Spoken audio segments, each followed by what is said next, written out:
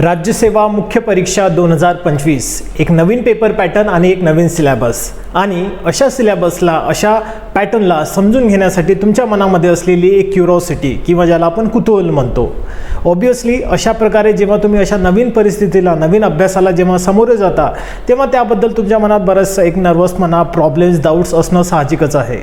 पण तुमच्या या सर्व प्रॉब्लेमचं निराकरण करण्यासाठी आम्ही ही व्हिडिओ सिरीज बनवलेली आहे. नमस्कार मित्रो, मी हर्षदीप घुगे एवन आयस अकॅडमीमध्ये तुमचं सर्वांचं स्वागत करतोय. याच नवीन सिलेबसमधला एक विषय ज्याला आपण सामान्य अध्ययन किंवा इंग्लिशमध्ये जनरल स्टडी पेपर 4 म्हणतो, ज्याचं टायटल आहे नाव आहे एथिक्स इंटिग्रिटी ॲप्टिट्यूड, ज्याला मराठीमध्ये आपण नीतिशास्त्र सचोटी आणि अभियोग्यता असं म्हणतो. अशा टायटलचा विषय तुम्ही तुमच्या स्कूल लाईफमध्ये किंवा कॉलेज लाईफमध्ये कधीही वाचलेला नसेल, कारण असा कधी विषय नव्हताच. मग असं काय झालं की आयोगाने हा विषय या टायटलचा विषय तुमच्या सिलेबसमध्ये इन्क्लूड केला. ते समजून घेण्याच्या अगोदर या विषयाची एकदा आपण पार्श्वभूमी समजून घेऊया. आणि ती म्हणजे 2013 पासनं तर आतापर्यंत जो काही UPSCला या पेपर पॅटर्नबद्दल एक एक्सपिरियन्स आलेला आहे, त्या एक्सपिरियन्सला कन्सिडर करून MPSCने एक कमिटी नेमली, ज्यांचं उद्देश होतं कशाविनी या एक्झामची जी लेवल आहे UPSCच्या लेवलने आणता येईल. आणि बेस्ट वे आहे की ज्याविनी UPSC पेपर कंडक्ट करते, ज्याविनी UPSCचा एक पेपर पॅटर्न राहतो, त्याच याला ॲडॉप्ट करणं. आणि असं बरेच राज्यांनी त्यांच्या रिस्पेक्टिव्ह राज्याचं जे काही स्टेट PSC राहतात त्याच्या एक्झाममध्ये हा सिलेबस जो आहे तो इन्क्लूड केलेला आहे. आणि रिसेंटली महाराष्ट्राने पण असं केलेलं आहे. म्हणून 2025ला जी पहिल्यांदा एक्झाम होणार आहे ती UPSCच्याच एक्सपिरियन्सवर राहणार आहे. म्हणून हा जो पहिला अटेम्प्ट राहणार, जो UPSCच्या धर्तीवर एक पेपर पॅटर्न आलेला आहे, यामध्ये प्रश्न कसे येतात, किती लेवलचे डीप प्रश्न विचारले जातात, एक्झॅक्टली कोणत्या विषयामधले कसे येतात, कोणत्या विषयासाठी काय पुस्तकं वाचावं लागतात, की जो काही UPSCचा एक ॲप्रोच होता, एक्सपिरियन्स होता, त्याच एक्सपिरियन्सला ॲज अ रेफरन्स पॉईंट म्हणून आपल्याला राज्यसेवेचा जो 2025चा पहिला अटेम्प्ट राहणार आहे डिस्क्रिप्टिव्ह पॅटर्ननुसार त्याला सामोरं जावं लागेल. आणि याच पॅटर्नमधला जो एक विषय ज्याला आपण जनरल स्टडी पेपर 4 म्हणतात तो म्हणजे एथिक्स. नाव एथिक्स हा विषय जो आहे हा फार इंटरेस्टिंग विषय आहे आणि हा माझा वन ऑफ फेवरेट सब्जेक्ट आहे. आणि त्याचं रिझन आहे, म्हणजे कोणताही विषय माझा केव्हा फेवरेट होतो तर मी जनरली माझे एक पॉईंट ऑफ व्ह्यू आहेत एखादा विषय फेवरेट बनण्याचं किंवा ज्याच्याबद्दल मला एक रुची निर्माण होते, एक आवड निर्माण होते. एक म्हणजे तो विषय जेव्हा मी वाचतो, अभ्यासतो, तेव्हा वाचताना मला असं वाटतं की मी पूर्ण इन्व्हॉल्व होत आहे तो अभ्यास करताना, मला त्याच्यात इंटरेस्ट येतोय, मला त्या गोष्टी इझिली समजायला लागतात, मी ते कोरिलेट करू शकतो माझ्या दैनंदिन लाईफमधल्या जे काही इव्हेंट राहतात त्याच्यासोबत. हे एकमेव रिझन राहतं तो विषय माझा आवडता बनण्यासाठी. आणि दुसरं जे महत्त्वाचं राहतं ते म्हणजे जर का एखाद्या विषयामध्ये मला चांगले मार्क मिळत असतील आणि ते सुद्धा फार कमी एफर्ट देऊन मिळत असतील, तो विषय माझा हा डेफिनेटली आवडता होतो. आणि मित्रो, ह्या दोन्हीही गोष्टी एथिक्स या पेपरसाठी लागू होतात. कशा तर बघा, 2 गोष्टी आहेत.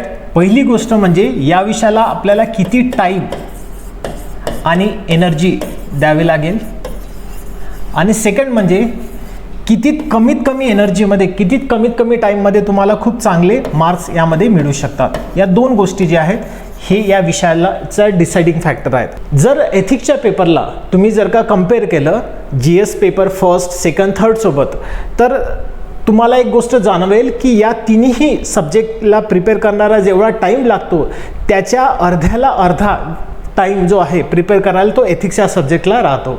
कसं, याचं एक उदाहरण देऊन तुम्हाला सांगतो. जर तुम्ही जनरल स्टडी पेपर 1st बघितलं, ज्याचं ओव्हरऑल 250 मार्क वेटेज येतं, त्यामध्ये 3 महत्त्वाचे विषय येतात. एक जो येतो तो म्हणजे हिस्ट्री, इतिहास, सेकंड येतं जिओग्राफी ज्याला भूगोल म्हणतो, आणि तिसरं येतं इंडियन सोसायटी, भारतीय समाज. नाव यापैकी जो हिस्ट्री विषय आहे, या हिस्ट्रीमध्ये सुद्धा आपल्याला 5 प्रकारच्या हिस्ट्रीचा अभ्यास करावा लागतो. एक प्राचीन भारताचा इतिहास, एन्शियंट हिस्ट्री, देन मध्ययुगीन भारताचा इतिहास ज्याला मिडावल हिस्ट्री म्हणतो, देन मॉडर्न हिस्ट्री, आधुनिक भारताचा इतिहास. नेक्स्ट म्हणजे पोस्ट इंडिपेंडंट हिस्ट्री, म्हणजे 1947 ते रिसेंटपर्यंत म्हणजे 2024पर्यंत जो काही इतिहास आहे तो आपल्याला पोस्ट इंडिपेंडंट हिस्ट्रीमध्ये वाचावा लागतो. आणि त्याच्या व्यतिरिक्त 5वा म्हणजे वर्ल्ड हिस्ट्री, म्हणजे हिस्ट्रीमध्ये आपल्याला हे 5 प्रकारचा जो टाईप्स आहेत हे आपल्याला याच्यामध्ये वाचावं लागतात. याच्या व्यतिरिक्त आर्ट अँड कल्चर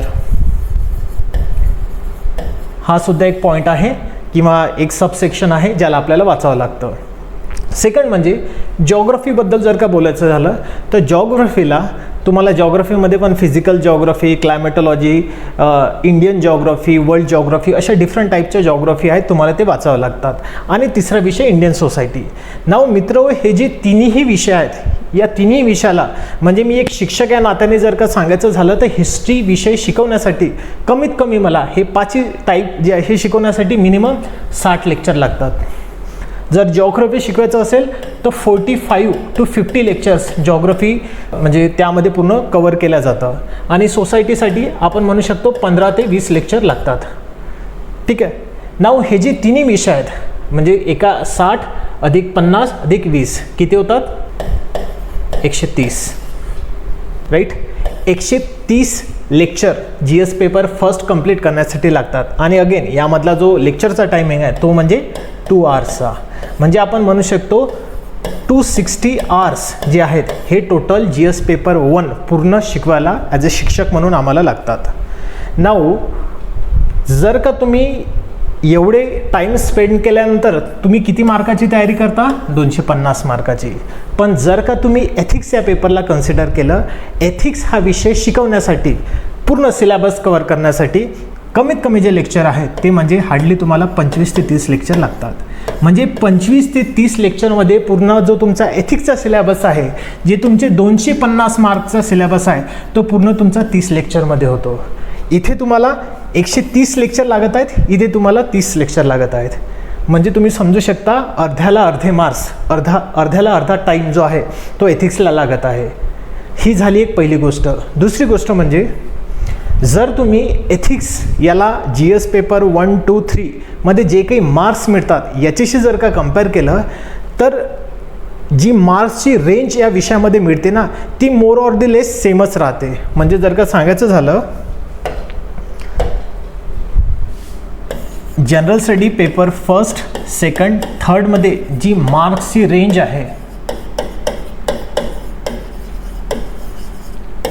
ती जनरली जे आहे तुम्हाला 80 to 110 या रेंजमध्ये राहते. म्हणजे आपण म्हणू शकतो की यामध्ये जास्त काही डिफरन्स नाही राहत. हार्डली 15-20 मार्काचा डिफरन्स हा राहतो. पण जर का तुम्ही GS पेपर 4 एथिक्सच्या पेपरला कंपॅरिझन केलं तर यामधली जी मार्क्सची रेंज आहे ही खूप व्हॅरी करते.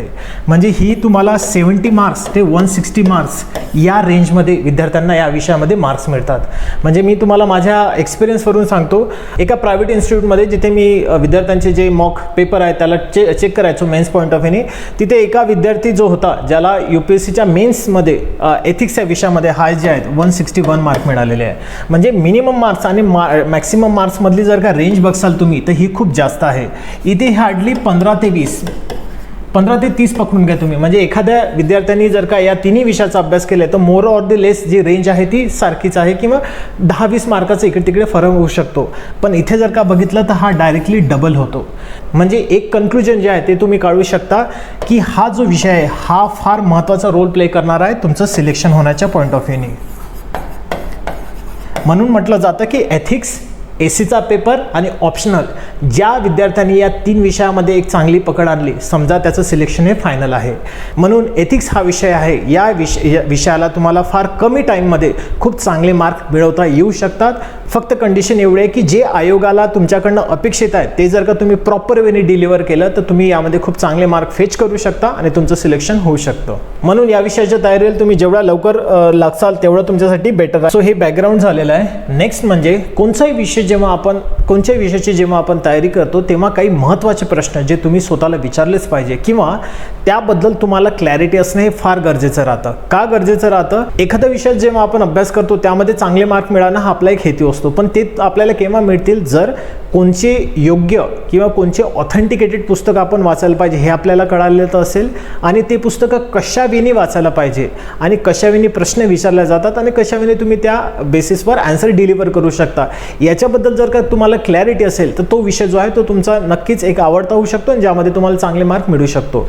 म्हणून आता आपण बघणार आहे बेसिक टेनेट्स की या विषयाचा अभ्यास करताना हे जे 3 महत्त्वाचे गोल्डन क्वेश्चन्स आहेत ज्याला मी गोल्डन कॉईन्स म्हणतो. Means you should always carry this 3 golden coin with you जेव्हा कधी तुम्ही एखाद्या विषयाचा अभ्यास करसाल.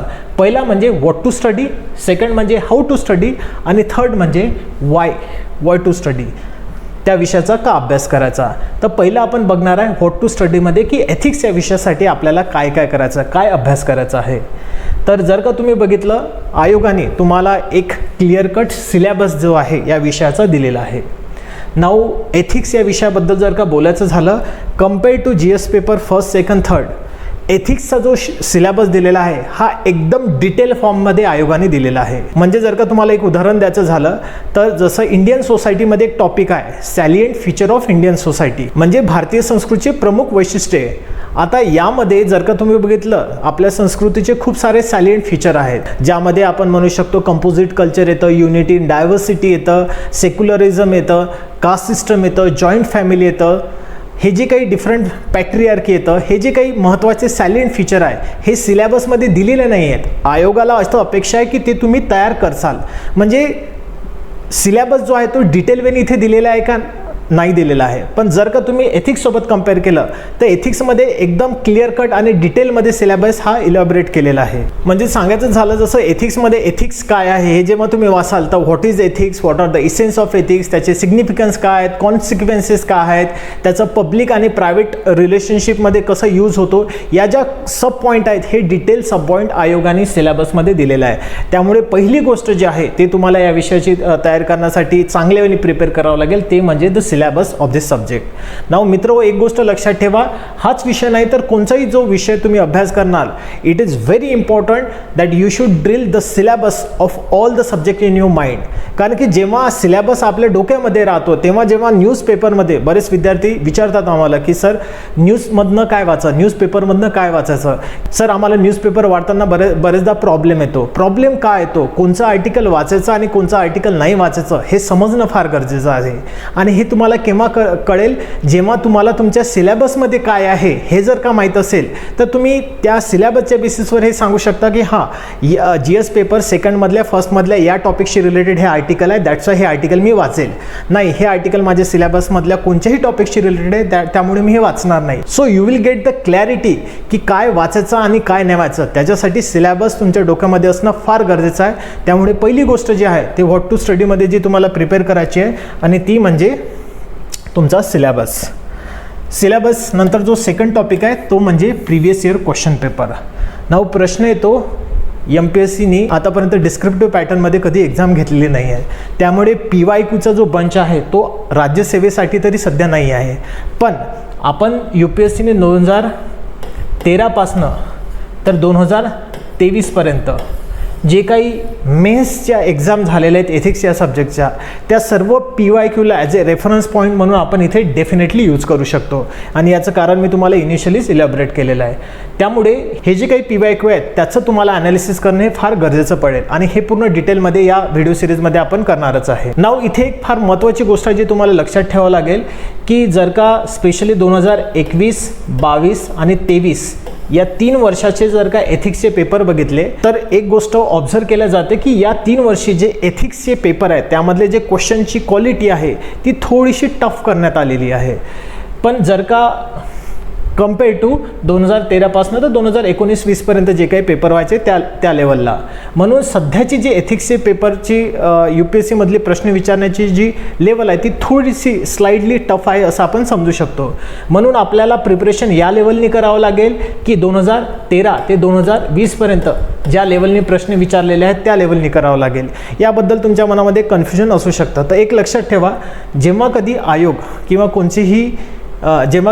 किंवा बाकीचे जे आयोग ज्यांनी UPSCच्या धर्तीवर असा नवीन सिलेबस ॲडॉप्ट केला त्यांनी सुद्धा त्याच्या इनिशियली अटेम्प्टमध्ये जी लेवल आहे ही सिम्पलच ठेवली होती. त्यामुळे ॲटलिस्ट 2025, 26, 27ला जे काही पेपर येतील त्याची जी लेवल राहणार ती तशीच राहणार जशी UPSCची 2013 ते 2020 या पिरियडमध्ये होती. त्यामुळे आपल्याला ओव्हरऑल या सर्व PYQचं एक चांगलं ॲनालिसिस करणं जे आहे हे फार महत्त्वाचं ठरणार आहे.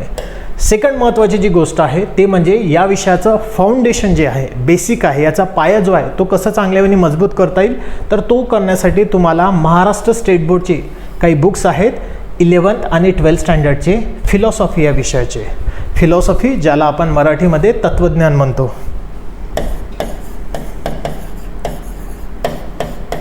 राईट, हे तुम्हाला वाचणं फार गरजेचं आहे. इथे मी त्याचं पिक्चर दिलेलं आहे. हे 11th स्टँडर्डचं आहे आणि हे 12th स्टँडर्डचं आहे.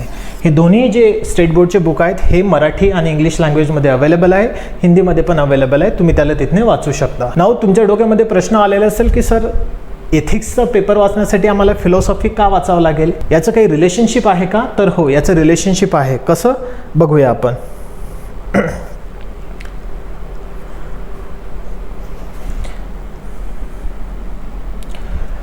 सायन्सच्या व्यतिरिक्त बघितले तर खूप सारे असे काही सोशल सायन्स आहेत ज्यामध्ये सोशॉलॉजी येतं, समाजशास्त्र आपण म्हणतो, हिस्ट्री येतं, सायकोलॉजी येतं, इकॉनॉमिक्स येतं, जिओग्राफी येतं, भूगोल म्हणतो आपण त्याला. त्याच्या व्यतिरिक्त एक विषय येतो तो म्हणजे फिलॉसॉफी. फिलॉसॉफी ज्याला आपण मराठीमध्ये तत्वज्ञान म्हणतो.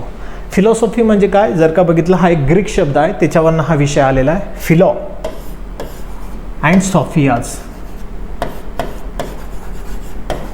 फिलॉस अँड सॉफियाज. फिलॉस म्हणजे काय तर फिलॉचा अर्थ होतो लव आणि सॉफियाचा अर्थ काय होतो? नॉलेज. नॉलेज ज्याला आपण ज्ञान म्हणतो किंवा मराठीमध्ये त्याला आपण शहाणपणा पण म्हणतो. नाव शहाणपणा हा जो शब्द आहे याला आपण जनरली निगेटिव्ह टोनमध्ये घेतो. लव ऑफकोर्स याला आपण प्रेम म्हणतो. म्हणजे प्रेमचा जो अर्थ आहे तो प्रेमाचा शहाणपणा नाही आहे, तर जे काही शहाणपणा किंवा जे ज्ञान आपण म्हणतो या ज्ञानाविषयी प्रेम असणं, ओके, त्यालाच फिलॉसॉफी असं म्हटलं जातं. फिलॉसॉफी ज्याला आपण मराठीमध्ये तत्वज्ञान म्हणतो, ज्यामध्ये वेगवेगळे थिंकर आहेत आणि त्यांनी त्यांचा जो दृष्टिकोन आहे त्याच्यामध्ये दिलेला आहे आणि त्याचाच अभ्यास करणं जनरली फिलॉसॉफीचा अभ्यास करण्यासारखं राहतं.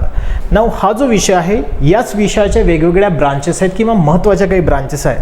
त्यापैकी जर का बघायला गेलं आपण तर फिलॉसॉफी या विषयामध्ये खूप साऱ्या ब्रांचेस आहेत. त्यापैकी एक महत्त्वाची जी ब्रांच आहे ती म्हणजे एपिस्टेमॉलॉजी. याला स्टडी ऑफ नॉलेज किंवा थेरी ऑफ नॉलेज असं म्हटलं जातं. राईट, ज्ञानाचा अभ्यास केला जातो एपिस्टेमॉलॉजीमध्ये. त्याच्यानंतर एक येतं मेटाफिजिक्स. मेटाफिजिक्स म्हणजे असं म्हटलं जातं, मेटाफिजिक्स म्हणजे it is a science beyond the physical world. तर ज्यामध्ये आत्मा, सोल या ज्या गोष्टी कन्सेप्ट राहतात, स्वर्ग वगैरे या गोष्टीचं थोडं डिटेल आणि एक मार्मिक वेने डिस्कशन या विषयामध्ये केला जातो. आणि जो तिसरी एक महत्त्वाची ब्रांच आहे तर त्याला म्हणतात एथिक्स. नाव एथिक्स यालाच मोरल फिलॉसॉफी सुद्धा म्हणतात.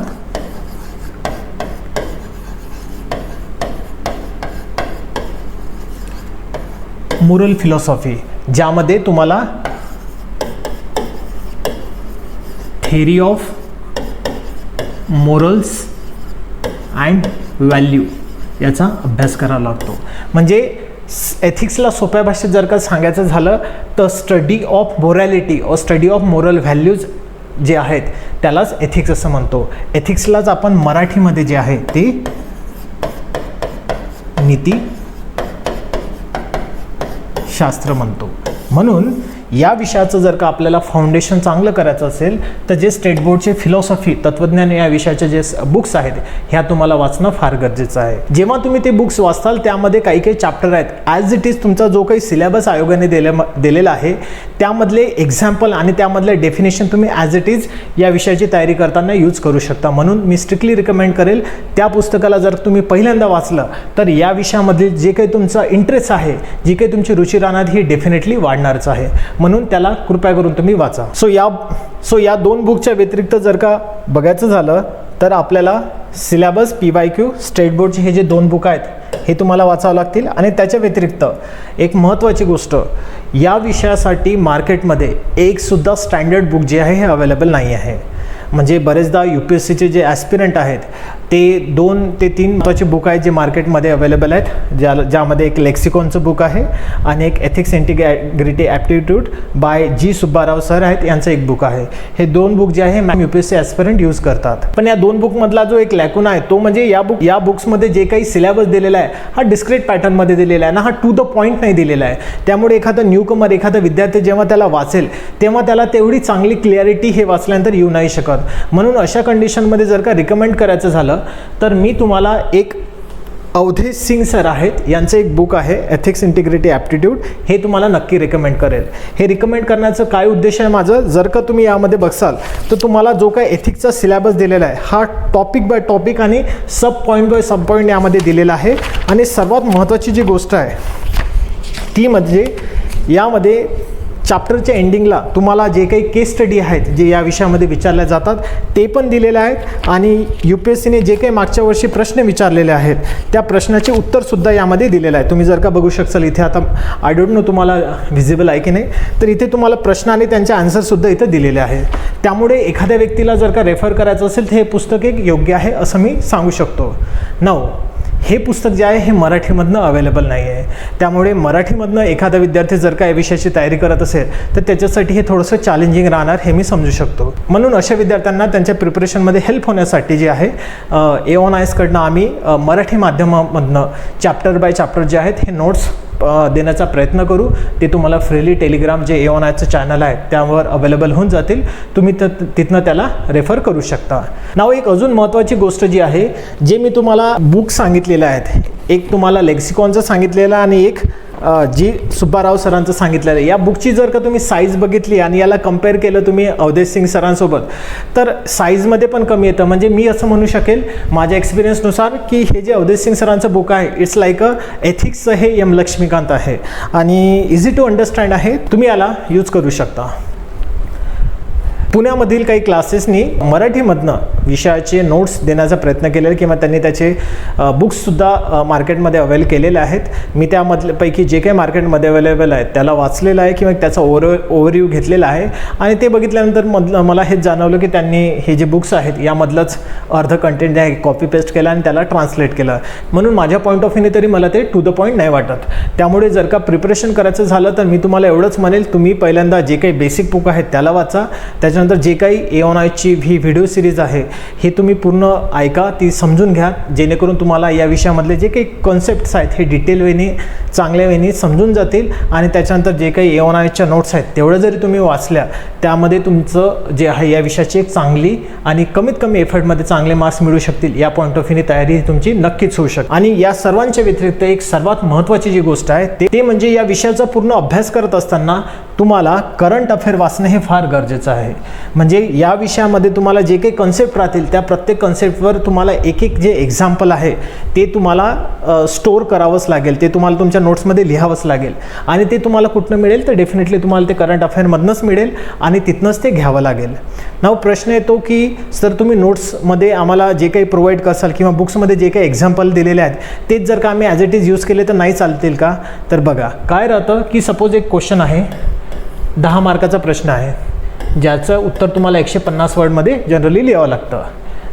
जर का बघायला गेलं तर सर्व विद्यार्थी आहे, काही ठराविकच बुक्स आहेत आणि नोट्स आहेत ते सर्व विद्यार्थी वाचतील आणि त्यामध्ये जे उदाहरण दिलेले आहेत ते सर्व विद्यार्थी देतील.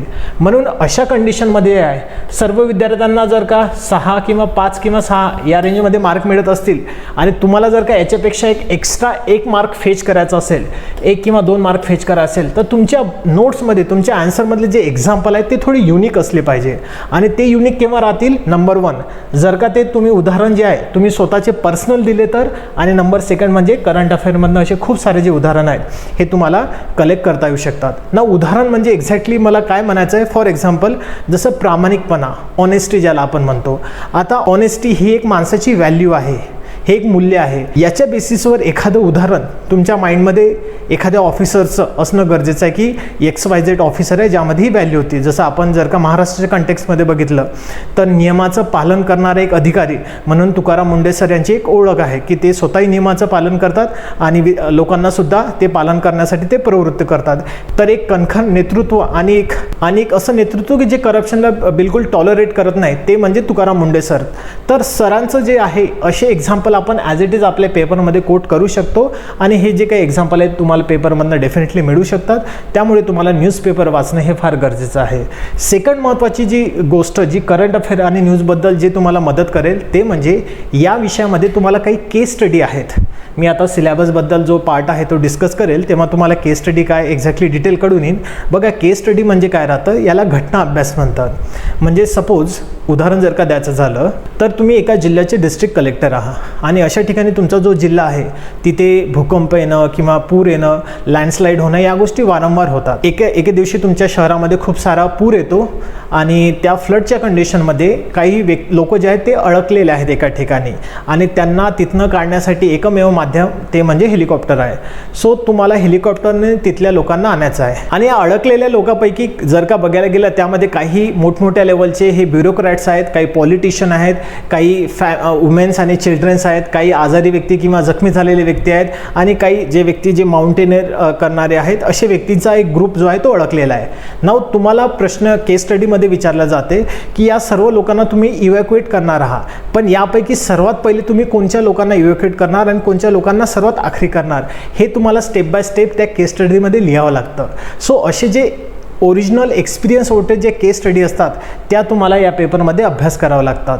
नाव याच्याबद्दल तुम्हाला आयडिया कशी येणार जेव्हा तुम्ही न्यूजपेपरमध्ये एखादी अशी घटना वाचाल आणि तिथं त्या अधिकाऱ्यांनी ती कंडिशन कशा वेळी सांभाळली त्याच्या बेसिसवर तुम्ही केस स्टडीला चांगल्या वेळी आन्सर करू शकता. म्हणून व्हॉट टू स्टडी मध्ये काय वाचायचं तर आपण एक कन्क्लूड करू शकतो. यामध्ये सर्वात पहिले जे आहे तुम्हाला सिलेबस आणि प्रिव्हियस इयर क्वेश्चन पेपर याचं इव्हॅल्युएशन करायचं. एक गोष्ट तुम्ही लक्षात ठेवा, सिलेबस आणि प्रिव्हियस इयर क्वेश्चन पेपर या दोनच गोष्टी आयोग जे आहे हे आयोग त्यांच्या साईडनं तुम्हाला देतं. त्याच्या व्यतिरिक्त हे जे काही बुक्स आहेत, करंट अफेअर आहेत किंवा नोट्स आहेत क्लासेसच्या या सेकंडरी आहेत. प्रायमरी म्हणजे सिलेबस आणि previous year question paper. So don't neglect it. Now what to study नंतर जे सेकंड इम्पॉर्टंट टेनेट्स आहे ते म्हणजे हाऊ टू स्टडी.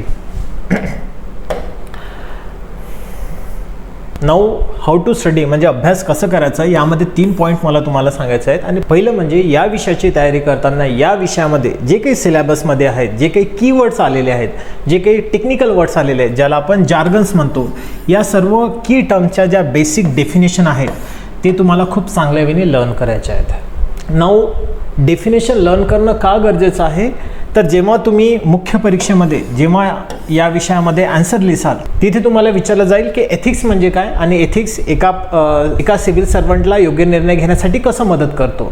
त्यामुळे जेव्हा अशा कॅटेगरीचे प्रश्न येतात तेव्हा पहिल्यांदा तुम्ही त्याचं इंट्रोडक्शन लिहिता, राईट.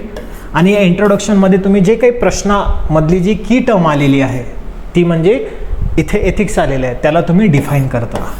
म्हणजेच की तुमच्या प्रत्येक प्रश्नाचा जो इंट्रोडक्शन आहे त्यामध्ये तुम्ही हे जे काही टेक्निकल टर्म आहे, की टर्म आहे याला डिफाईन करू शकता. म्हणजे तुमच्या उत्तराचा जो इंट्रोडक्शन आहे हा इथेच चांगल्या वेळी प्रिपेअर होऊ शकतो. म्हणून जर का बघायला गेलं एथिक्स या विषयामध्ये असे काही 100 मी म्हणेल काही कीवर्ड्स आहेत ज्यांच्या डेफिनेशन तुम्हाला बाय हार्ट लर्न करणं फार गरजेचं राहणार आहे. मी तर एक सेपरेट डायरीज केली होती. त्या डायरीमध्ये मी सपोज टर्म आहे एथिक्स, त्याची डेफिनेशन आणि त्याचं एक्झाम्पल अशा स्वरूपामध्ये मी त्याची एक PDF बनवलेली होती. तशीच PDF AONISने सुद्धा बनवलेली आहे. तुम्ही त्याला टेलिग्राम चॅनलमध्ये बघू शकता, जी एक रेफरन्स म्हणून तुम्हाला युजफुल ठरू शकते. सध्या तरी ती इंग्लिशमध्येच अवेलेबल आहे, पण काही दिवसामध्ये तुम्हाला मराठी माध्यमात सुद्धा ती अवेलेबल होऊन जाणार आहे. डेफिनेशनच्या व्यतिरिक्त जे सेकंड गोष्ट म्हणजे तुम्हाला इथे जे काही शिकवलं जाईल किंवा जे क्लासच्या नोट्स तुम्हाला प्रोव्हाइड केल्या जातील किंवा जे काही स्टँडर्ड बुक तुम्ही वाचाल, please read that books line by line and understand each and every line very carefully. Now reading करताना बरेचदा आपल्याला असं होतं की आपण रीड तर करतो पण आपण खरंच त्याला अंडरस्टँड करतो का नाही, तर ते पण सुद्धा एक जाणून घेणं फार महत्त्वाचं फॅक्टर राहतं. म्हणून लाईन बाय लाईन तुम्हाला चांगल्या वेळी वाचायचं पण आहे आणि प्रत्येक कन्सेप्टला चांगल्या वेळी समजून पण घ्यायचं आहे. एकदा जर का पूर्ण ही व्हिडिओ सिरीज तुम्ही बघितली आणि त्याच्यानंतर जर का तुम्ही प्रत्येक टॉपिकचं रीडिंग करायला गेले तर हे तुम्हाला खूप फायदेशीर राहू शकतं. किंवा तुम्ही असंही करू शकता की सपोज एखादा टॉपिक जो व्हिडिओ सिरीजमध्ये तुम्हाला एक्सप्लेन केलेला आहे आणि त्याच्यानंतर का सडनली जे काही नोट्स आहेत त्याला जर का तुम्ही वाचलं तर सायमल्टेनियसली अशा वेळी तुमचा हा जो काही विषय आहे हा फारच कमी टाईममध्ये खूप चांगल्या वेळी प्रिपेअर होऊ शकतो.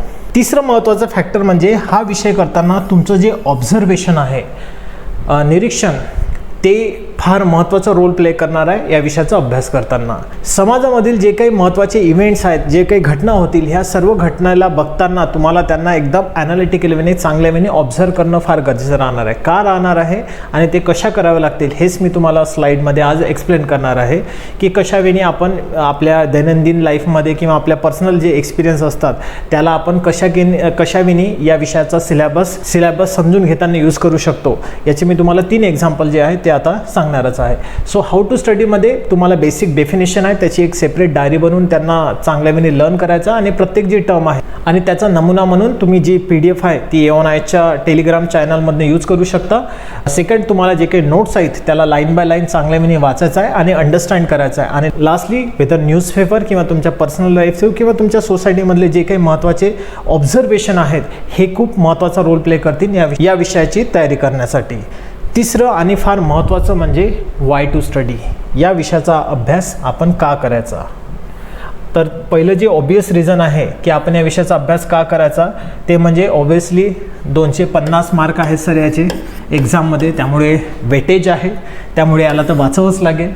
नाव वेटेजच्या व्यतिरिक्त या विषयाचा अभ्यास करण्याचं एक महत्त्वाचं कारण म्हणजे हा विषय जो आहे हा तुमचे पर्स्पेक्टिव्ह जे आहेत, दृष्टिकोन जे आहेत, पॉईंट ऑफ व्ह्यू जो आहे त्याला हा विषय डेव्हलप करतो. म्हणजे उदाहरण जर का द्यायचं झालं तर मी तुम्हाला माझ्या पर्सनल वेनी सांगतो. बरेचदा जेव्हा मी कॉलेज लाईफमध्ये असतो, कॉलेज लाईफमध्ये असताना आपण एकदम मस्त मुलं असतो, आपण आपल्याच आयुष्यामध्ये एकदम दंग असतो, जगात काय चालू आहे, लोक काय प्रॉब्लेम फेस करतात आपल्याला त्याचं जनरली काही घेणं देणं नसतं. चॅनलवर बरेचदा काही लहान लहान मुलांना आपण भीक मागताना तुम्ही बघितलेलं असेल, पण आपण त्यांच्या लाईफस्टाईलबद्दल किंवा त्यांच्या गरजेबद्दल तेवढं कन्सर्न नव्हतो. पण जेव्हा या विषयामध्ये किंवा ओव्हरऑल जेव्हा कॉम्पिटिटिव्ह एक्झामिनेशनची तयारी तुम्ही करता तर तुम्हाला जाणवतं की तुम्ही समाजामधील जे काही असे छोटे छोटे घटक आहेत त्याच्याबद्दल तुमच्या मनामध्ये एक संवेदना जी आहे किंवा एक कंपॅशन म्हणा ही जागरूक होते.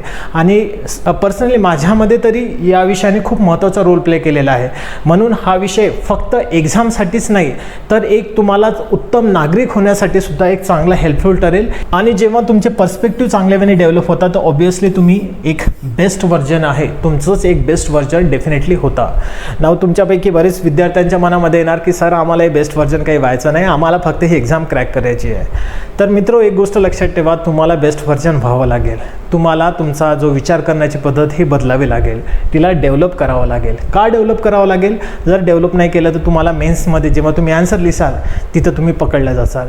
ठीक आहे, इनकेस तुम्ही मेन्स एक्झाम पास जरी केली तर इंटरव्ह्यूमध्ये जे आहे तिथं तर तुम्हाला डेफिनेटली पकडलं जाऊ शकतं. त्यामुळे या विषय जे आहे याला तुम्हाला अभ्यास करावाच लागेल. आणि फॉरगेट अबाउट विषय, चांगल्या समाजासाठी किंवा तुम्ही जर काही चांगले झाले तर तुम्ही या समाजाला खूप चांगलं कॉन्ट्रीब्यूट करू शकता. सो एक ओव्हरऑल ह्युमॅनिटीची समाजासाठी का होईना तुम्हाला एक तुमचं बेटर व्हर्जन होणं फार गरजेचं आहे. सो आय होप तुम्हाला या विषयामध्ये काय वाचायचं आहे, कसं वाचायचं आहे आणि का वाचायचं आहे याची क्लॅरिटी आता आलेली असेल. नाव या 3 पॉईंटच्या व्यतिरिक्त जे महत्त्वाची गोष्ट आहे जी आपण डिस्कस करणार आहे ती म्हणजे हा विषय एक्झॅक्टली आहे तरी काय, व्हॉट आर द इसेन्स, या विषयाचा इसेन्स काय, याचं सार काय आहे. मूलतत्व, इसेन्स ज्याला मूलतत्व किंवा आपण मराठीमध्ये सार सुद्धा म्हणतो, तो या विषयाचा सार काय आहे, याचा मीनिंग काय आहे. तर हा एकदम आपण सोप्या भाषेमध्ये एकदम समजून घ्या. यापैकी जर का बघसाल तुम्ही एथिक्स, इंटिग्रिटी, ॲप्टिट्यूड, ज्याला मराठीमध्ये आपण नीतिशास्त्र, सचोटी आणि अभियोग्यता म्हणतो.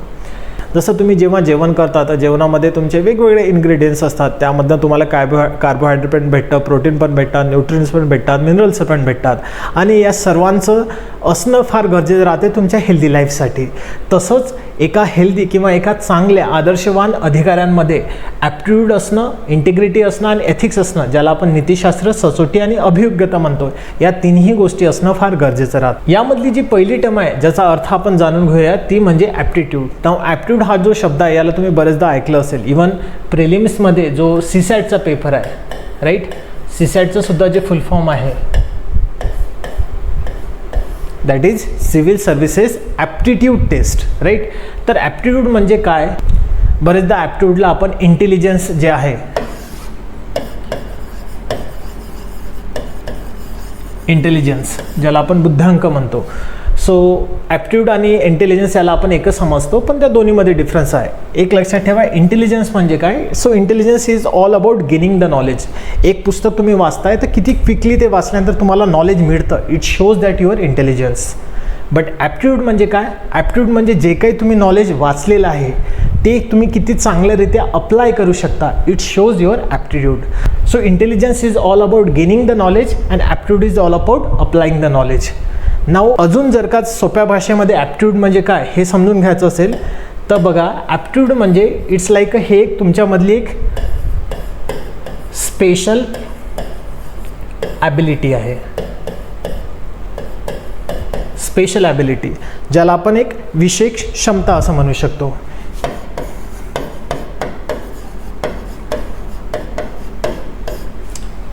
Aptitude is a special ability in specific domain. एखाद्या पर्टिक्युलर क्षेत्रामधली ही तुमच्यामधली स्पेशल ॲबिलिटी, त्याला ॲप्टिट्यूड किंवा त्याला अभियोग्यता म्हणतात. फॉर एक्झाम्पल जर का द्यायचं झालं, सध्याच ऑलिम्पिक झालेले आहेत आणि ऑलिम्पिकमध्ये नीरज चोप्रा जे आहेत यांनी कन्झिक्युटिव्हली 2nd टाइम्स भारतासाठी मेडल प्राप्त केलेलं आहे. तर आपण म्हणू शकतो की नीरज चोप्राला भालाफेक या खेळामध्ये ॲप्टिट्यूड किंवा अभियोग्यता आहे. म्हणजे त्यांच्यामध्ये एक विशेष क्षमता आहे एका पर्टिक्युलर क्षेत्रामधली, भालाफेक क्षेत्रामधली. तर हे दाखवतो त्यांचं ॲप्टिट्यूड. तुमच्यापैकी बरेच विद्यार्थी असतील ज्यांना गाण्याची आवड असेल, काही लोकांना डान्स करण्याची आवड असेल, काही लोकांना पेंटिंग करण्याची आवड असेल. तर ही जी तुमच्यामधली स्पेशल ॲबिलिटी आहे एका क्षेत्रातली, त्यालाच म्हटलं जातं ॲप्टिट्यूड, त्यालाच म्हटलं जातं अभियोग्य. याच बाबतीत जर का एक पर्सनल उदाहरण द्यायचं झालं तर ते म्हणजे मला सिंगिंग जी आहे ती येत नाही. म्हणजे माझ्या घरामध्ये तर मला गाणं म्हणण्यासाठी लिटरली बॅन केलेला आहे. जेव्हा मी गाणं म्हणतो तेव्हा घरच्या मदत की ठीक आहे आवाजाला जपून ठेव, इंडियन आयडलमध्ये यूज करण्यासाठी यूज होणार तो. तर मला गाणं म्हणणे म्हणजे I can't allowed in my family की मला बाथरूम सिंगिंगसुद्धा करता येत नाही. दो मी लहानपणापासून एक मेहनती विद्यार्थी राहिलेला आहे, एक अभ्यासू विद्यार्थी राहिलेला आहे, पण जेव्हा सिंगिंग येतं तेव्हा मला 0 फेस करावा लागतो. Means I don't have the aptitude of singing. तेच जर का मी माझ्या सिस्टरला कंपेअर केलं तर तिचा एक खूप उत्तम आवाज आहे. It means she aptitude of singing. So एखाद्या व्यक्तीला एखाद्या पर्टिक्युलर डोमेनमध्ये, रिजनमध्ये स्पेशल ॲबिलिटी असणं ते म्हणजे ॲप्टिट्यूड. सो असंच ॲप्टिट्यूड, अशीच अभियोग्यता सिव्हिल सर्व्हिसेसमधनं अधिकाऱ्याकडनं अपेक्षा केली जाते. नाव ही जी अभियोग्यता असतं, ही जी ॲप्टिट्यूड असतं, हे काही लोकांमध्ये नॅचरली पण येतं आणि काही लोक जे आहेत हे याला अक्वायर्ड पण करतात. Over the period of time त्याला शिकून पण घेतात थ्रू प्रॅक्टिस थ्रू. म्हणजे ती झालं तुमची अभियोग्यता. पण फक्त एखाद्या अधिकाऱ्यामध्ये ॲप्टिट्यूड असूनच चालत नाही, तर त्याच्या व्यतिरिक्त त्याच्यामध्ये एथिक्स सुद्धा असणं फार गरजेचं राहतं. नाव एथिक्स म्हणजे काय, जसं मी तुम्हाला सुरुवातीला सांगितलं, एथिक्स म्हणजे स्टडी ऑफ मोरॅलिटी. मोरॅलिटी म्हणजे काय, तर काय योग्य आहे आणि काय अयोग्य आहे, काय चुकीचं आहे किंवा काय बरोबर आहे, काय करायला पाहिजे आणि काय नाही करायला पाहिजे, याचा जिथं सायंटिफिक वेने अभ्यास होतो तेच म्हणजे तुमचं नीतिशास्त्र, तेच म्हणजे एथिक्स. एथिक्सचं जर का एक्झाम्पल द्यायचं झालं तर आपण 2 पर्सनॅलिटी आहेत त्यांना कम्पेअर करू, जेणेकरून तुम्हाला हा पॉईंट जो आहे किंवा हा जो टॉपिक हा इझिली समजेल. एक म्हणजे APJ अब्दुल कलाम आणि सेकंड म्हणजे AQ खान. APJ अब्दुल कलाम ज्यांना मिसाईल मॅन ऑफ इंडिया म्हणून सुद्धा ओळखलं जातं आणि त्यांनी भारताच्या न्यूक्लिअर प्रोग्राममध्ये एक महत्त्वाचा रोल प्ले केलेला आहे. त्याच व्यतिरिक्त AQ खान ज्यांना अब्दुल कादिर खान म्हणून ओळखलं जातं, he is also known as father of atomic program in Pakistan. So या दोन्ही व्यक्तीला मिसाईल टेक्नॉलॉजी, न्यूक्लिअर टेक्नॉलॉजीमध्ये एक ॲप्टिट्यूड होती, एक प्रावीण्य होतं हे आपण म्हणू शकतो. So this both are the man of aptitude particular क्षेत्रामधलं. पण यापैकी जर का तुम्ही AQ खान बघसाल तर AQ खाननी स्वतःच्या देशाच्या अगेन्स्ट जाऊन न्यूक्लिअर टेक्नॉलॉजीची तस्करी केलेली आहे, स्मगलिंग केलेली आहे. म्हणजे देशाच्या अगेन्स्ट जाऊन त्यांनी नॉर्थ कोरिया झालं, लिबिया झालं, इराण झालं, या देशांना न्यूक्लिअर टेक्नॉलॉजी विकलेली आहे. It shows that AQ Khan don't have the ethics. He have the aptitude, he is master mind to develop the nuclear technology in Pakistan, but he lack in the ethics. But at the same time APJ Abdul Kalam ज्यांनी आपल्या आयुष्यामध्ये वेगवेगळे महत्त्वाचे role play करताना खूप चांगल्या वेळेने एथिक्सचं पालन केलेलं आहे. म्हणून आपण म्हणू शकतो एथिक्स जे आहे फक्त तुमच्यामध्ये ॲप्टिट्यूड असून चालत नाही, तर ॲप्टिट्यूडच्या व्यतिरिक्त तुमच्याकडे एथिक्ससुद्धा असणं फार गरजेचं राहतं. पण एथिक्सच्याही पुढे एक गोष्ट राहते आणि ती म्हणजे इंटिग्रिटी. इंटिग्रिटी म्हणजे काय, ज्याला आपण मराठीमध्ये सचोटी म्हणतो. तर सचोटी म्हणजे एखादा व्यक्ती प्रत्येक ठिकाणी आणि प्रत्येक वेळेस जेव्हा चांगुलपणाने काम करतो, प्रामाणिकपणाने काम करतो, जे त्यांनी करायला पाहिजे योग्य काम असं तो करतो, त्याच व्यक्तीला आपण मॅन ऑफ इंटिग्रिटी किंवा त्याच्यामध्ये सचोटी आहे असं आपण म्हणतो. एक्झाम्पल जर का द्यायचं झालं तर समजा तुम्ही एक इमानदार व्यक्ती या नियमाचं पालन करणारे व्यक्ती आहे आणि अशा कंडिशनमध्ये रात्रीचे 2-3 वाजता तुम्ही ट्रॅव्हलिंग करत आहात आणि ट्रॅव्हलिंग करताना सिग्नलला आल्यानंतर तुम्हाला ऑब्झर्व होते की रस्त्याच्या तिन्ही साईडने एकसुद्धा वाहन येत किंवा जात नाही आहे आणि अशा कंडिशनमध्ये तुम्हाला रेड सिग्नल लागलेला आहे. तर ऑब्वियसली तुम्ही तिथं थांबायला पाहिजे. अशा ठिकाणी तुमच्यासमोर दोन ऑप्शन्स अवेलेबल होतात. एक, कोणतंच वाहन येत नाही त्यामुळे तुम्ही इझिली जाऊ शकता, आणि दुसरं म्हणजे नियमानुसार तुम्ही तिथं थांबायला पाहिजे. तुमच्यावर तिथं लक्ष ठेवायला कोणता ट्रॅफिक पोलीसवाला नाही आहे. सपोज तुम्ही सिग्नल क्रॉस जरी केलं तरी तुम्हाला इथे फाईन पे नाही करावं लागेल. पण अशा कंडिशनमध्येही सुद्धा जर तुम्ही तिथं थांबसाल आणि जेव्हा ग्रीन सिग्नल येईल आणि तेव्हाच तुम्ही तुमची गाडी क्रॉस करसाल, हे दाखवतं तुमच्यामध्ये इंटिग्रिटी आहे, हे दाखवतं तुमच्यामध्ये सचोटी आहे. तर सचोटी म्हणजे सोप्या भाषेत जेव्हा एखादा व्यक्ती प्रत्येक वेळेस आणि प्रत्येक ठिकाणी प्रामाणिक वागतो, चांगुलपणा वागतो, जे योग्य आहे ते वेळी वागतो, ते दाखवतं इंटिग्रिटी. इंटिग्रिटीजला अजून समजून घेण्यासाठी मी तुम्हाला एक अजून उदाहरण सांगेल. सपोज तुम्ही एक ऑनेस्ट ऑफिसर आहात आणि हे करताना एकदा तुमच्याकडनं न कळत का होईना एक चुकी होते आणि तुम्ही एक छोटंसं करप्शन करता. आता करप्शन हे छोटं मोठं नसतं, करप्शन असतं. पण सपोज तुमच्याकडनं एक अमाऊंट घेतल्या जाते इलिगल वेनी आणि तुम्ही ते घेतल्यानंतर तुमच्या मनामध्ये गिल्ट भावना येते की यार आपण थोडं चुकीचं केलेलं आहे, हे असं नाही करायला पाहिजे, हे आपल्या व्हॅल्यूच्या, हे आपल्या मूल्यांच्या अगेन्स्ट आहे. आणि अशा कंडिशनमध्ये तुम्ही पब्लिकली येता आणि ॲडमिट करता की माझ्याकडनं ही चुकी झालेली आहे, पण ही चुकी मी परत रिपीट नाही करणार. तर अशा कंडिशनमध्ये लोक म्हणतात की किती ऑनेस्ट ऑफिसर आहे, करप्शन केलं तरी पण पब्लिक येऊन समोर सांगतायत आणि परत नाही करणार असं बोलतात. तर अशा वेळेस आपण म्हणू की चांगला व्यक्ती आहे.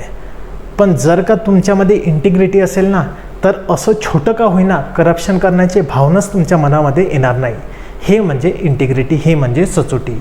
सो आय होप तुम्हाला ॲप्टिट्यूड म्हणजे काय, इंटिग्रिटी म्हणजे काय आणि एथिक्स म्हणजे काय हे समजलं असेल.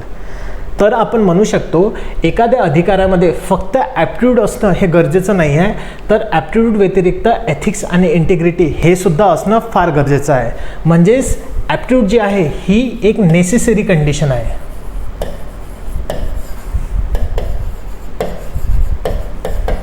ही एक नेसेसरी कंडिशन आहे, ही गरजेची कंडिशन आहे. हे तुमच्यामध्ये असलीच पाहिजे. पण फक्त तेवढीच असून चालत नाही, तर त्याच्या व्यतिरिक्त तुमच्याकडे एथिक्स आणि इंटिग्रिटीसुद्धा असायला पाहिजे. म्हणून आपण म्हणू शकतो एथिक्स आणि इंटिग्रिटी जी आहे इट्स अ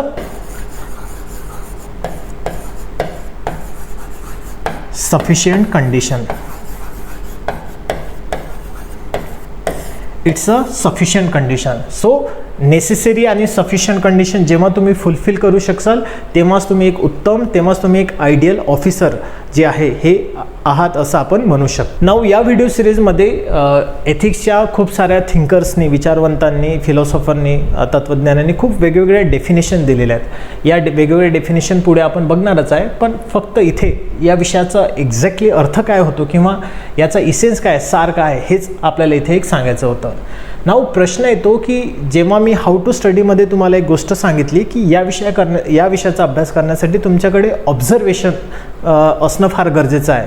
आणि याचा इसेन्स सांगताना सुद्धा मी तुम्हाला 2-3 माझे पर्सनल एक्झाम्पल दिले, जेणेकरून तुम्हाला हा टॉपिक फार इझी वेनी समजला. मार्क माय वर्ड मित्रहो, तुम्हाला एक्झाममध्ये हा पेपर लिहिताना असेच पर्सनल एक्झाम्पल जरी दिले तरीही चालतात. आवश्यक नाही की कंपॅशन, ज्याला आपण मराठीमध्ये करुणा म्हणतो, त्याच्यासाठी तुम्हाला मदर टेरेसाचंच एक्झाम्पल देण्याची गरज आहे किंवा अहिंसा याचं एक्झाम्पल देण्यासाठी तुम्हाला महात्मा गांधीचंच नाव कोट करणं गरजेचं आहे. आवश्यक नाही. तुम्ही स्वतःच्या पर्सनल लाईफमधलं जरी एखादं एक्झाम्पल लिहिलं तरीही तुम्हाला खूप चांगले मार्क मिळू शकतात. म्हणजे मी तुम्हाला एक माझी पर्सनल गोष्ट सांगतो की माझ्या इनिशियल अटेम्प्टमध्ये या विषयामध्ये मला 2 डिजिट मार्क होते. म्हणजे माझ्या पहिल्या अटेम्प्टमध्ये मला या विषयामध्ये फक्त 78 मार्क होते आणि या विषयामधला आतापर्यंतचा माझा हायस्ट स्कोर जो आहे तो 127 आलेला आहे. तर माझी जर्नी 78 पासनं 127 जाण्याचा वन ऑफ द जे रिझन होतं ते म्हणजे इनिशियली मी जे बुकमध्ये एक्झाम्पल दिलेले आहेत किंवा जे रटाळवाने एक्झाम्पल आहे जे प्रत्येकजण लिहितं तेच मी लिहायचो. त्यामुळे आपण बाकीच्या क्राऊडमध्ये आपलं एक वेगळं अस्तित्व दिसत नाही. किंवा जो एक्झामिनर आहे तुम्ही त्याची सायकोलॉजी समजून घ्या. जर का 10 विद्यार्थी आहेत, 10 विद्यार्थी एकाच पॅटर्नमध्ये आन्सर देत आहेत, तर तो पहिल्याला 5-6 मार्क देईल, दुसऱ्या तिसऱ्यांना पण त्याच रेंजमध्ये मार्क देईल. पण अशा कंडिशनमध्ये जर का एखादा विद्यार्थी उत्तर लिहिताना काहीतरी डायग्राम काढतोय, उदाहरण देताना काहीतरी युनिक एक्झाम्पल देतो, तर डेफिनेटली तुम्हाला चांगले जे मार्क आहेत हे फेच करता येऊ शकतात. म्हणून या विषयाची तयारी करताना try to collect maximum example जे युनिक राहतील आणि जे तुम्हाला चांगले मार्क करण्यासाठी हेल्पफुल ठरतील. मी तुम्हाला व्हिडिओ सिरीजमध्ये काही टेक्निक पण सांगेल की फार कमी टाईममध्ये तुम्ही कशावेळी एक्झाम्पल कलेक्ट करू शकता. म्हणजे एक जर का तुम्हाला ट्रिक सांगायची झाली तर बघा, दरवर्षी भारत सरकार जे आहे पद्मश्री अवॉर्ड कोणाला देतच. अशा कंडिशनमध्ये तुम्ही हार्डली 20-25 जे कोणी कॅन्डिडेट आहेत ज्यांना पद्मश्री अवॉर्ड आहे त्यांचे नाव आणि त्यांनी कोणकोणत्या एरियामध्ये काम केलेलं आहे हे जरी सर्च केलं तर तुम्हाला प्रत्येक एकेका व्हॅल्यूबद्दल एक एक उदाहरण तिथंच भेटू शकतं आणि हे तयार करण्याचे हार्डली 1 ते 2 तास लागू शकतात. तर अशा काही टेक्निक्स आहेत. मी जसे जसे टॉपिक पुढे जाईल तसंच तुम्हाला अशा वेगळे टेक्निक सांगेल. किंवा जर का ऑफिसरचं एक्झाम्पल द्यायचा विचार केला तर भारत सरकार जे काही चांगले ब्युरोक्रॅट्स असतात, सिव्हिल सर्वंट असतात, जेव्हा ते चांगले उत्तम इफिशियंट वेने जेव्हा काम करतात तेव्हा भारत सरकार इव्हन महाराष्ट्र सरकारसुद्धा अशा ऑफिसर्सला अवॉर्ड देतो. तसेच 10-12 एक्झाम्पलचे जे अवॉर्ड आहेत ते पेपरमधून तुम्हाला इझिली भेटू शकतात आणि कमी टाईममध्ये तुम्ही या विषयाला एकदम चांगल्याने प्रिपेअर करू शकता. सो जसं आपण या टॉपिकला पुढे जाऊ तसे मी तुम्हाला अशा अनेक टेक्निक्स जे आहेत, ट्रिक्स जे आहेत ते सांगत राहणार आहे. नाऊ प्रश्न येतो सर या विषयाचे हे जे काही एक्झाम्पल आहेत हे एक्झाम्पल आम्ही पर्सनल लाईफमध्ये कुठनं कलेक्ट करू शकतो, किंवा जसं मी सुरुवातीला हाऊ टू स्टडीमध्ये सांगितलं की हा विषय करताना तुम्हाला ऑब्झर्व करणं, निरीक्षण करणं कसं गरजेचं आहे याचे आता आपण 3 उदाहरण बघूया.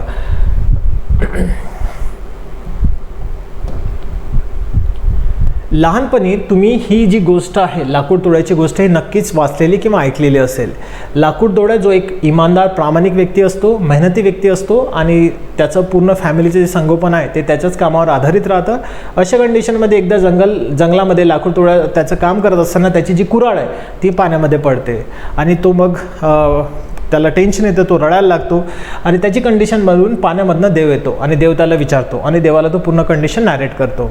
अशा कंडिशन देव त्याला म्हणतो ठीक आहे मी तुला मदत करतो, पण देव त्याची परीक्षासुद्धा घेतो. देव त्याला पाण्यामध्ये जातो आणि एक सोन्याची कुऱ्हाड घेऊन येतो आणि त्याला विचारतो की ही तुझी कुऱ्हाड आहे का.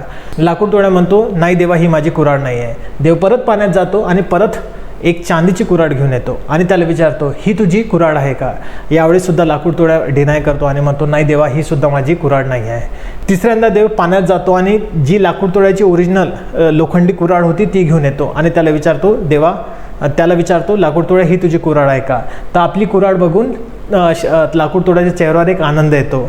सो देव त्याचा प्रामाणिकपणा बघून त्याला सोन्याची, चांदीची आणि जी त्याची ओरिजिनल कुऱ्हाड होती या तिन्ही जे कुऱ्हाड आहे हे त्याला गिफ्ट बनवून देतो. जेव्हा आपण अशा स्टोरी किंवा लहानपणी जे जातक कथा जेव्हा आपण अशा स्टोरी ऐकतो तेव्हा त्याच्या एंडिंगला आपल्याला एक गोष्ट नेहमी सांगितल्या जाते किंवा शिकवल्या जाते आणि ती म्हणजे मॉरल ऑफ द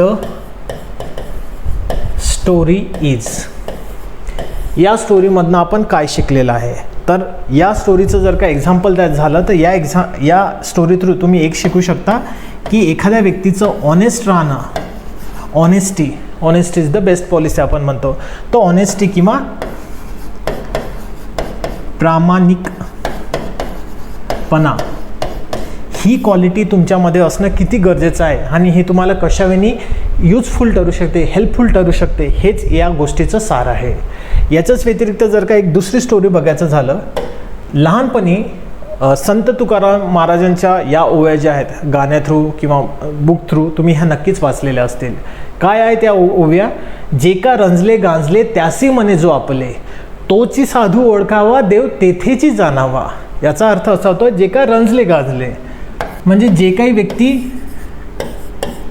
त्रासलेले आहेत, पीडित आहेत, राईट, अशा व्यक्तीच्या दुःखाला जो आपलं करतो, त्यांचं दुःखाला आपलं दुःख म्हणून स्वीकारतो आणि त्यांना मदत करतो, अशाच व्यक्तीमध्ये साधू आहे, अशाच व्यक्तीला देव आहे असं तुम्ही समजून घ्या. हे संत तुकाराम महाराज या ओव्यातनं आपल्याला सांगतात. म्हणजे माणसामध्ये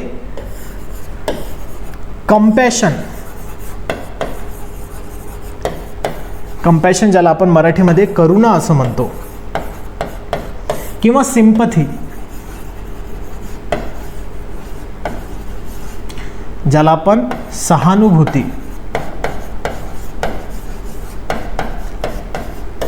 सिंपथी आणि कंपॅशन, करुणा आणि सहानुभूती असणं किती गरजेचं आहे. जर का ते तुमच्यात असेल तर तुम्ही एका देवासारखेच होता, एक आयडियल व्यक्ती होतात. हेच क्रक्स या ओव्यांचं आहे. तिसरं जर का एक्झाम्पल सांगायचं झालं तर तुमच्यापैकी बऱ्याच लोकांनी हे जे मूवीचे इथे टायटल्स आहेत किंवा या ज्या मूवीचे बॅनर्स आहेत या मूवी बघितल्या असतील. हम साथ साथ है, हम आपके है कौन, बागबान, कभी खुशी कभी गम, फॅमिली ओरिएंटेड मूवी आहेत.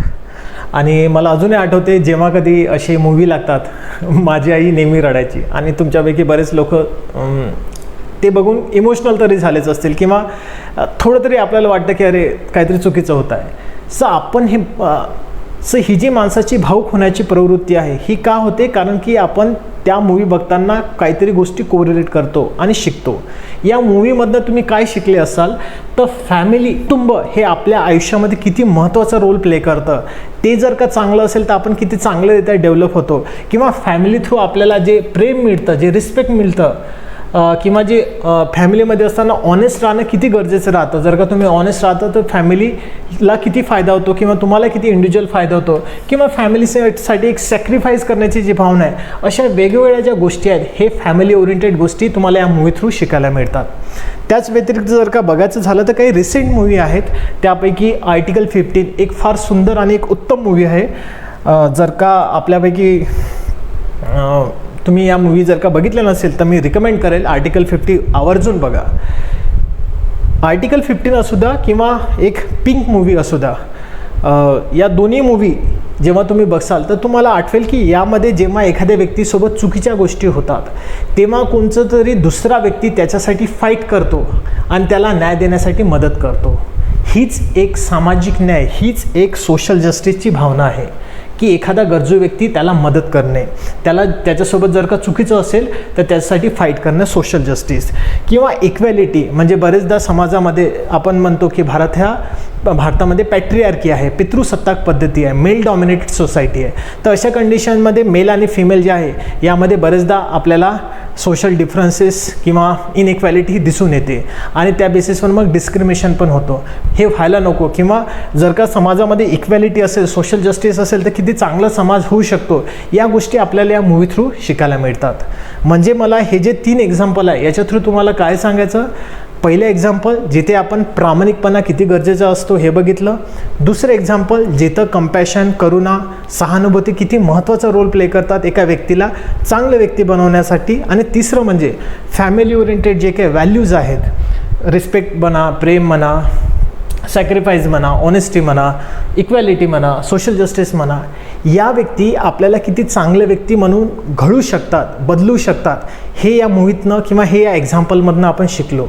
आणि मित्रहो, याच गोष्टी या विषयासाठी गरजेच्या आहेत. त्यामुळे या विषयाची तयारी करताना आवश्यक नाही की तुम्हाला जे एक्झाम्पल आहेत हे फक्त तुमच्या टेक्स्टबुकमधनं किंवा न्यूजपेपरमधनंच मिळतील.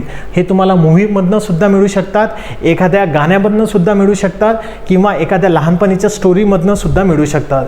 म्हणून समाजामध्ये या विषयाची तयारी करताना जर का तुम्ही एकदम चांगल्या वेने, ॲनालिटिकल वेने जर का ऑब्झर्व केलं तर या विषयासाठी जे उदाहरण आहेत ते तुम्हाला सहजरित्या खूप सारे भेटू शकतात.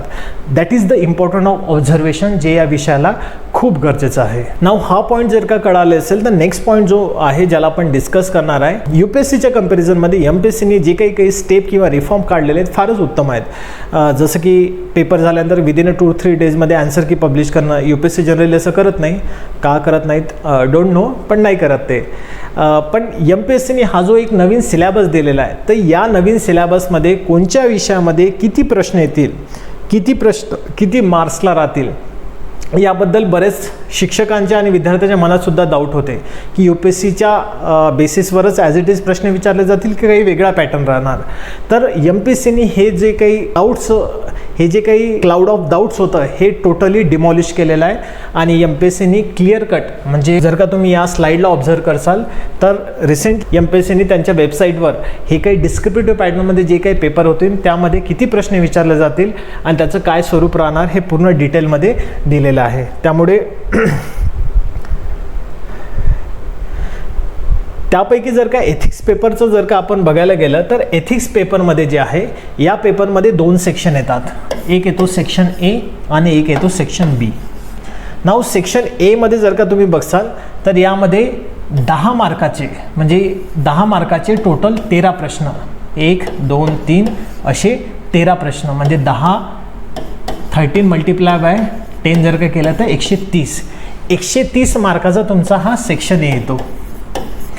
आणि सेक्शन B मध्ये जे आहे यामध्ये केस स्टडी येतात, टोटल 6 केस स्टडी येतात आणि एक केस स्टडी जी आहे ही 20 मार्काला आहे, म्हणजे 6 झाल्या तुमच्या 120 मार्काला. म्हणजेच पेपर सेक्शन ए 130 मार्काला आणि सेक्शन बी जो आहे तो 120 मार्काला दिलेला आहे. यापैकी जर का तुम्ही सेक्शन ए मधला जो पहिला क्वेश्चन आहे तो जर का बघितलं तर त्यामध्ये जे सब क्वेश्चन आहेत 5 सब क्वेश्चन विचारतात आणि या 5ही सब क्वेश्चनचे जे वेटेज आहे ते फक्त 10 मार्क आहे. म्हणजे UPSCमध्ये अशा फॉर्मॅटमध्ये ऑलरेडी बरेचदा प्रश्न विचारलेले आहेत आणि ते प्रश्न पण कसे राहतात म्हणजे तुम्हाला डायरेक्टली डेफिनेशन विचारल्या जातील की अकाउंटेबिलिटी म्हणजे काय, ऑनेस्टी म्हणजे काय, लॉ आणि एथिक्समध्ये काय फरक आहे.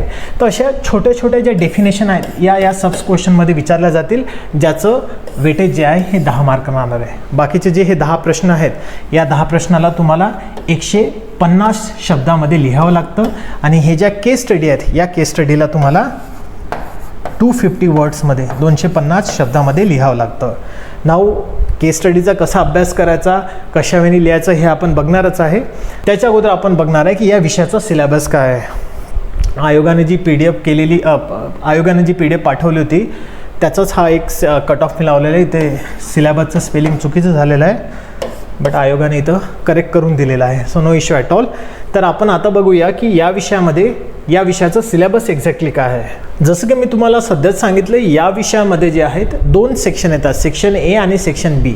तर इथे जे टॉपिक आहेत म्हणजे इथनंपासनं तर तुम्ही इथपर्यंत बघा हे पूर्ण टॉपिक दिलेले आहेत. इंग्लिशमध्ये पण सिलेबस आहे आणि मराठीमध्ये पण सिलेबस आहे. यामध्ये हे जे काही टॉपिक दिलेले आहेत या टॉपिकच्या व्यतिरिक्त आखरीचा टॉपिक तुम्ही ऑब्झर्व करा. काय दिलेला आहे, case study on the above issue, वरील समस्यावरील घटना अभ्यास.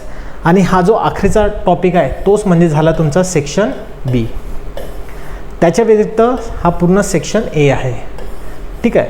नाऊ हा जो काही सिलेबस आहे या सिलेबसमध्ये नेमकं काय काय येतं ते समजून घेण्याच्या अगोदर आयोगाने एक फार महत्त्वाची सूचना इथं तुमच्यासाठी दिलेली आहे आणि ही सूचना तुम्हाला दाखवते किंवा सांगते की या विषयाचा इसेन्स काय, आयोग तुमच्याकडनं काय अपेक्षा करतं, what commission expect from you.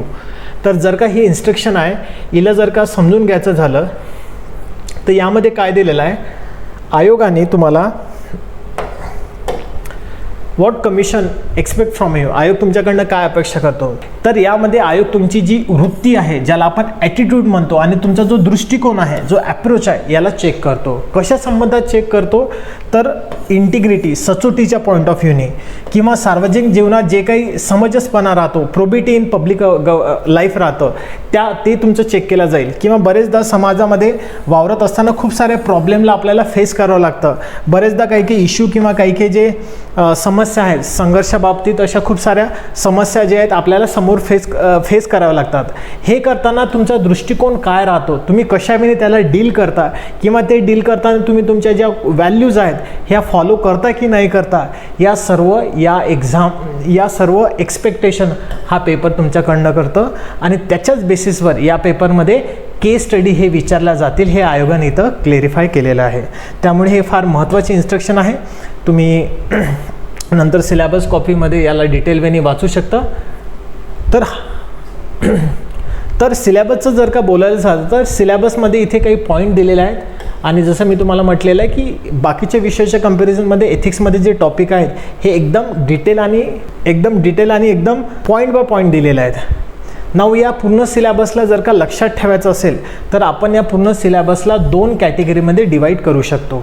ठीक आहे. नाव हे डिवाईड आयोगाने नाही केलेलं आहे, बट जस्ट आपल्या अंडरस्टँडिंगसाठी किंवा आपल्या डोक्यामध्ये या विषयाचा सिलेबस हा एकदम चांगल्यारीत्या समजून घेण्यासाठी आपण याला 2 कॅटेगरीमध्ये डिवाईड करू. सिम्प्लिफिकेशन ऑफ सिलेबस, अभ्यासक्रमाचं सरलीकरण, जस्ट एक अंडरस्टँडिंगसाठी की नेमकं या सिलेबसमध्ये काय आहे. तर बघा यामध्ये सेक्शन ए जर का बघायचं झालं तर सेक्शन एमध्ये काही थेरॉटिकल टॉपिक आहेत आणि याच थेरॉटिकल टॉपिकवर काही ॲप्लिकेशन ओरिएंटेड जे आहेत ते टॉपिक्स दिलेले आहेत. थेरॉटिकल जे टॉपिक आहेत तर जर का बघायचं झालं तर टोटल 6 थेरॉटिकल टॉपिक जे आहेत हे या विषयामध्ये दिलेले आहेत. पहिला जो टॉपिक आहे तो म्हणजे नीतिशास्त्र आणि मानवी परस्पराभिमुखता, ज्याला आपण एथिक्स अँड ह्युमन इंटरफेस असं म्हणतो इंग्लिशमध्ये. सेकंड टॉपिक आहे मानवी मूल्य, ज्याला ह्युमन व्हॅल्यूज आपण म्हणतो. व्हॅल्यूज, मूल्य म्हणजे एक व्हॅल्यू, मूल्य म्हणजे व्हॅल्यूज. तिसरा जो टॉपिक आहे तो म्हणजे अभिवृत्ती म्हणजे ॲटिट्यूड. चौथा जो टॉपिक आहे तो म्हणजे भावनिक बुद्ध्यांक. भावनिक बुद्ध्यांक म्हणजे इमोशनल इंटेलिजन्स. नेक्स्ट जो टॉपिक आहे तो म्हणजे नैतिक विचारवंत आणि तत्त्वज्ञ. म्हणजे यामध्ये वेगवेगळे फिलॉसॉफर आहेत, थिंकर आहेत, ज्यांचा तुम्हाला अभ्यास करावा लागतो. त्यापैकी काही इंडियाचे आहेत आणि काही वेस्टर्न फिलॉसॉफर पण आहेत. तर या दोन्ही याचा अभ्यास तुम्हाला इथं करावा लागेल. आणि आखरीचा जो टॉपिक आहे तो म्हणजे अभियोग्यता, ज्याला आपण ॲप्टिट्यूड म्हणतो. ॲप्टिट्यूड अभियोग्यता. आणि मी तुम्हाला सुरुवातीलाच सांगितलेलं आहे की ॲप्टिट्यूड आणि इंटेलिजन्समध्ये फरक आहे. काय सांगितलं होतं? Intelligence is all about gaining the knowledge and aptitude is all about applying the knowledge. I hope तुमच्या ते लक्षात असेल. त्याच्यानंतर याच थेरॉटिकल टॉपिकवर तुमचा हा ॲप्लिकेशन ओरिएंटेड सिलेबस आहे. म्हणजे जर का तुम्ही बघसाल इथं तुम्ही वाचता अभियोग्यता म्हणजे काय, आणि याच थेरॉटिकल बेसवर जो ॲप्लिकेशन ओरिएंटेड सिलेबस आहे त्यामध्ये टॉपिक दिलेला आहे की नागरी सेवेमधली अभियोग्यता काय आहे. इथे तुम्ही शिकसाल मानवी मूल्य म्हणजे काय, आणि इथे शिकसाल की नागरी सेवेसाठी कोणकोणत्या मानवी मूल्याची गरज राहते. सो हे जे 11 टॉपिक्स आहेत, हे जे 11 टॉपिक्स आहेत हे तुमच्या पूर्ण या थेरॉटिकल बेसवर डिपेंडंट आहेत. म्हणजे सुरुवातीला तुम्हाला थेरॉटिकल कन्सेप्टला चांगल्यापणे समजून घ्यावं लागेल. एकदा जर का हे समजून घेतले तर तुम्ही या सर्व विषयाची तयारी करू शकता. पहिला जो टॉपिक आहे नागरी सेवेसाठी अभियोग्यता आणि मूलभूत मूल्य म्हणजे व्हॅल्यूज आणि अभियोग्यता सिव्हिल सर्व्हिसेससाठी किंवा पब्लिक ॲडमिनिस्ट्रेशनमध्ये कशाने तुम्ही एथिक्सचा किंवा मूल्यांचा यूज करू शकता, हेच टॉपिक इथे दिलेले आहेत. थर्ड जो टॉपिक आहे तो म्हणजे प्रशासनातील सभ्यता. याला इंग्लिशमध्ये प्रोबिटी इन गव्हर्नन्स असं म्हटलं जातं. प्रोबिटी इन गव्हर्नन्स, प्रशासनातील सभ्यता. नेक्स्ट जो टॉपिक आहे तो म्हणजे माहितीचा अधिकार, राईट टू इन्फॉर्मेशन, RTI म्हणतो. आपल्यापैकी बऱ्याच लोकांना RTI काय राहतं माहीत असेल. नेक्स्ट टॉपिक आहे नीतिसंहिता. नीतिसंहिता म्हणजे कोड ऑफ एथिक्स. नेक्स्ट आचारसंहिता. आचारसंहिता इलेक्शनमध्ये तुम्ही बघितलं असेल, आत्ताच इलेक्शन झालेलं आहे तर कोड ऑफ कंडक्ट, आचारसंहिता लागते, कोड ऑफ कंडक्ट. नेक्स्ट नागरिकांची सनद, ज्याला सिटिझन्स चार्टर सुद्धा म्हटलं जातं. सिटिझन चार्टर, नागरिकाची सनद. देन भ्रष्टाचार, करप्शन. देन उत्तरदायित्व आणि नैतिक शासन. उत्तरदायित्व म्हणजे accountability. So accountability and ethical governance म्हणजेच उत्तरदायित्व आणि नैतिक शासन. देन नेक्स्ट टॉपिक आहे आंतरराष्ट्रीय संबंध आणि निधीकरणामधील नैतिक समस्या. म्हणजेच इंटरनॅशनल रिलेशनशिपमधले जे काही एथिकल इश्यूज आहेत किंवा जे फंडिंगशी रिलेटेड आहेत, निधीकरण म्हणजे फंडिंग्स, त्याच्यामधील जे काही एथिकल इश्यूज आहेत त्याबद्दल इथे डिस्कस केलं जाईल. आणि चौथा आहे निगम प्रशासन, ज्याला कॉर्पोरेट गव्हर्नन्स म्हटलं जातं, निगम प्रशासन. सो कन्क्लुजन जर का करायचं झालं तर सुरुवातीला तुम्हाला थेरॉटिकल विषय जो आहे त्याचा अभ्यास करावा लागेल आणि याच्याच बेसिसवर तुमचा हा ॲप्लिकेशन ओरिएंटेड जो आहे हा सिलेबस राहणार आहे. नाव या स्लाईडवर मी तुम्हाला हेडलाईन याच्यासाठी सेपरेट करून दिली की ॲटलिस्ट ही हेडलाईन जरी तुमच्या लक्षात राहिले तर ओव्हरऑल एक सिलेबसमध्ये काय काय आपण वाचणार याची एक बेसिक आयडिया तुम्हाला आलेली असेल. जो डिटेल सिलेबस आहे तो तर अवेलेबलच आहे, तुम्ही त्याला नक्कीच वाचाल, पण याच्या थ्रू तुम्हाला एक अंदाज आला असेल की सिलेबसमध्ये आपण नेमकं काय काय किंवा कोणकोणत्या टॉपिकला समोर जाणार आहे. सो एक गोष्ट जी महत्त्वाची आहे जे तुम्ही लक्षात ठेवा आणि ती म्हणजे तुम्हाला या विषयाची तयारी करताना सेक्शन ए मधला जो थेरॉटिकल टॉपिक्स आहेत, 6 टॉपिक आपण बघितले, त्यावर एक चांगली पकड आणणं तुम्हाला गरजेचं आहे. एकदा जर का इथे तुम्हाला चांगली पकड आली तर त्या बेसिसवर जे काही ॲप्लिकेशन ओरिएंटेड टॉपिक्स आहे, जे आता आपण 11 टॉपिक बघितले, ते प्रिपेअर करणं फार सोपं होतं. आणि या दोन्ही गोष्टीवरच तुमच्या केस स्टडी ह्या विचारल्या जातात. म्हणून जर का तुम्ही या 2 टॉपिकला प्रिपेअर नाही केलं तर तुम्हाला केस स्टडी कशाविनी ॲड्रेस करायचे किंवा कशाविनी त्याचे आन्सर करायचे हे समजणार नाही. म्हणून आपण या पूर्ण व्हिडिओ सिरीजमध्ये पहिल्यांदा जे काही थेरॉटिकल टॉपिक आहेत त्यांना कंप्लीट करूया, त्याच्या बेसिसवर जे ॲप्लिकेशन ओरिएंटेड टॉपिक आहेत त्याला कंप्लीट करूया आणि एंडिंगला 3 ते 4 सेशन जे आहेत हे आपण केस स्टडीसाठी रिझर्व केलेले आहेत. त्यामध्ये आपण केस स्टडीज फक्त बघूया जे पूर्ण या सिलेबसवर डिपेंड राहतील. तर हीच आपल्या पूर्ण व्हिडिओ सिरीजची एक थीम राहणार आहे. आय होप हे तुम्हाला आता क्लिअर झालं असेल. नाव आपण इथेच थांबूया. नेक्स्ट लेक्चरमध्ये जे आहे आपण या विषयाशी रिलेटेड जे काही बेसिक डेफिनेशन आहेत याला सुरुवातीला बघणार आहे, ज्यामध्ये जसं आता एक बेसिक आयडिया जी आहे या टर्मची मी तुम्हाला सांगितलेलं आहे इसेन्समध्ये, सारमध्ये. पण नेक्स्टमध्ये एथिक्सच्याच 3-4 महत्त्वाचे डेफिनेशन जे वेगवेगळ्या थिंकरने दिले आहेत हे मी तुम्हाला सांगणार आहे. त्यांचे अजून वेगवेगळे नवीन इनोव्हेटिव्ह एक्झाम्पल मी सांगणार आहे, जेणेकरून तुम्हाला या विषयाबद्दल एक चांगली अंडरस्टँडिंग येणार आहे. आय होप हा व्हिडिओ तुम्हाला इन्फॉर्मेटिव्ह वाटला असेल. एक गोष्ट लक्षात ठेवा, पूर्ण विषय शिकताना या विषयातले कन्सेप्ट शिकणं ही एक गोष्ट आहे आणि ती जे काही तुम्ही शिकलेलं आहे याला पेपरवर लिहिणं ही एक वेगळी कला आहे. So art of answer writing जी आहे याच्याशी रिलेटेड सुद्धा, म्हणजे आपण काही टॉपिक शिकवताना ॲक्च्युली मी तुम्हाला कसा मागच्या वर्षी प्रश्न विचारला गेलेला होता आणि कशाविने त्याला आन्सर लिहायचं, म्हणजे आर्ट ऑफ आन्सर रायटिंग मी तुम्हाला याच पूर्ण व्हिडिओ सिरीजमध्ये ही एक्सप्लेन करणार आहे. So don't worry about it. So try करा, प्रत्येक कन्सेप्ट चांगल्याने समजून घ्या आणि स्वतःची युनिक एक्झाम्पल हे तुम्ही फाइंड करा. या व्हिडिओसाठी इथेच थांबूया. धन्यवाद.